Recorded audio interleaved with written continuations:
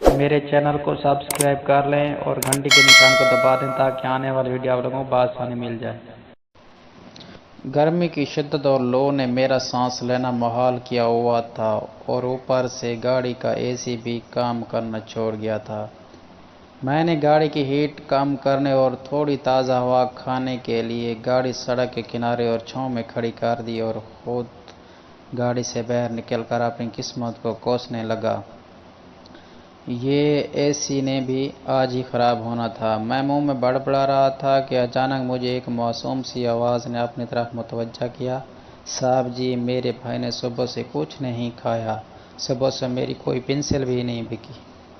یہ کوئی 12-13 سالہ بچی تھی جو ایک ہاتھ میں پنسلوں کا بنڈل اور دوسرے ہاتھ کی انگلی اپنے چھوٹے بھائی کے ہاتھ میں تھمائے مجھ سے مخاطب تھی۔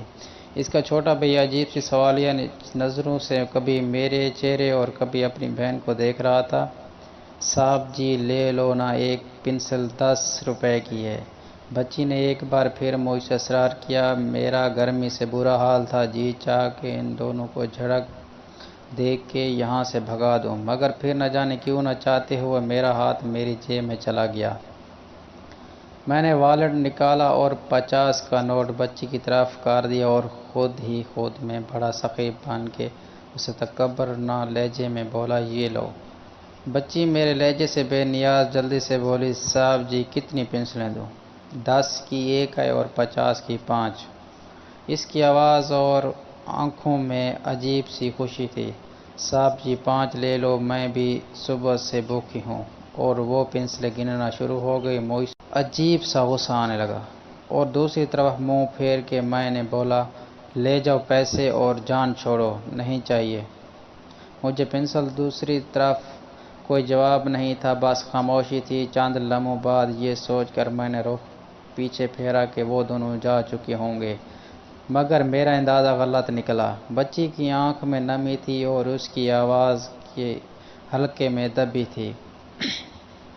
50 کا نوٹ میری طرف بڑھا کر اس نے بہت مشکل سے مجھے بولا، نہیں صاحب جی، میں بھیک نہیں مانگتی۔ ماں کہتی ہے جو بھیک مانگتے ہیں قیامت والے دن ان کے ماتھے پر سیاہ داغ ہوگا۔ یہ کہہ کر اس نے 50 کا نوٹ میرے ہاتھ میں تھما دیا اور اپنے بھائی کا ہاتھ پکڑ کر واپس مڑ گئی۔ میں بھٹی ہوئی آنکھ سے انہیں جاتا ہوا دیکھ رہا تھا۔ مجھے میرا دل کسی بہت ہی گہرائی کھائی میں گرتا ہوا محسوس ہو رہا تھا۔ اس کا یہ جملہ میرے کانوں اور ذہن میں زور زور سے گونج رہا تھا۔ ماں کہتی ہے جو بھیک مانگتے ہیں قیامت والے دن ان کے ماتھے پر سیاہ داغ ہوگا۔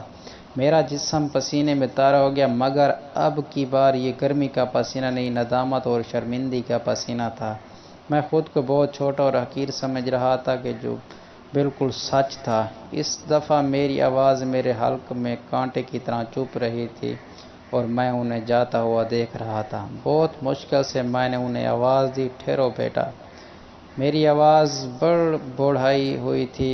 میری آواز پہ دونوں بہن بھائیوں نے مڑ کر میری طرف دیکھا اور ان کی آنکھوں میں آنسو تھے۔ میں نے بہت مشکل سے اپنے آنسو ضبط کرتے ہوئے پوچھا، کتنی پنسلیں ہیں تمہارے پاس؟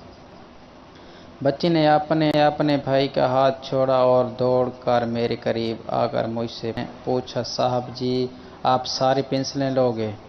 اس کی آنکھ میں عجیب سی چمک تھی۔ میں نے رخ دوسری طرف کر کے آنسو ضبط کرتے ہوئے کہا، ہاں ساری لوں گا۔ کتنی کی ہیں؟ سب۔ میں اس کے سامنے رونا نہیں چاہتا، مگر دوسری طرف منہ کر کے میرا ضبط ٹوٹا گیا اور آنسو میری آنکھوں سے میرے گالوں پہ بہہ گئے۔ میں کن آنکھوں سے بس ایک بار اسے دیکھ پایا جو پنسلیں گن رہی تھی۔ میرا دل چاہ رہا تھا میں بچوں کی طرح پھوٹ پھوٹ کے روں، صاحب جی 9 پنسلیں ہیں، ساری 10 روپے کے حساب سے 90 روپے بنے۔ وہ میری طرف پنسلیں کر کے حساب بتا رہی تھی۔ میں نے والیٹ سے 100 روپے کا نوٹ نکالا اور اسے تھما دیا۔ اس نے بھائی کے ہاتھ سے 10 کا اکلوتا نوٹ پکڑا جو کہ شاید صبح سے اب تک کی کمائی تھا، اور میرے ہاتھوں میں دیتے ہوئے بولی، شکریہ صاحب جی۔ میں چاہتا تھا کہ اس کے معصوم اور ننھے ہاتھ چوم لوں اور میرے والیٹ میں جتنے پیسے ہیں سب انہیں دے دوں، مگر اس کی خودداری میں دیکھ چکا تھا۔ میں انہیں دور جاتا ہوا دیکھ رہا تھا اور میری آنکھوں میں اب کی بار خوشی اور احساس کے آنسو تھے۔ وہ پنسلیں آج بھی میرے پاس ہیں، انہیں جب بھی دیکھتا ہوں عجیب سا دلکش احساس میں گم ہو جاتا ہوں، اور وہی جملہ میری سوچ میں بار بار گونجتا ہے، ماں کہتی ہے جو بھیک مانگتی ہیں قیامت کے دن ان کے ماتھے پہ سیاہ داغ ہوگا۔